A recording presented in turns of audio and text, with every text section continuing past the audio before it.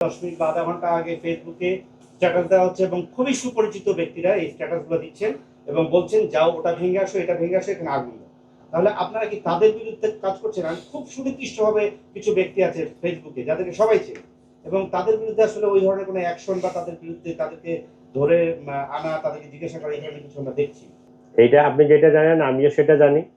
এইটা এখন বাংলাদেশে না, সারা পৃথিবীতে নিউ ট্রেন্ড শুরু হয়েছে। এই যে টেকনোলজির যে অ্যাডভান্টেজ এবং ডিসঅ্যাডভান্টেজ দুটাই, টেকনোলজি যখন আগাচ্ছে আমরা যেমন অ্যাডভান্টেজ এক সময় এইখান থেকে বাংলাদেশ থেকে যদি আমেরিকায় কথা বলতাম, আমরা যখন স্টুডেন্ট ছিলাম স্কলারশিপ বা ইত্যাদির জন্য চেষ্টা করতাম, তো টেলিফোন করার মতো অবস্থা ছিল না।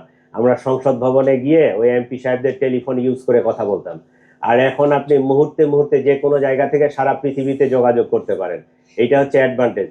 ডিসঅ্যাডভান্টেজ হচ্ছে যে মুহূর্তের মধ্যে মিস ইনফরমেশনগুলো, ডিসইনফরমেশনগুলো ছড়াই দেওয়া যাচ্ছে, ভাইরাল করে দেওয়া যাচ্ছে এবং একটা গোষ্ঠী বা একটা জনপদ মানে ওই উস্কানিটাকে নিয়ে একটা আনস্টেবল করার বা দেশে একটা ভ্যান্ডালিজম করার সুযোগটা নিয়ে গ্রহণ করতেছে।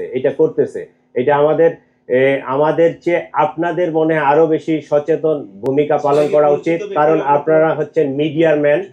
আপনাদেরকে সবাই চেনে, আমাদেরকে কিন্তু বেশি চেনে না।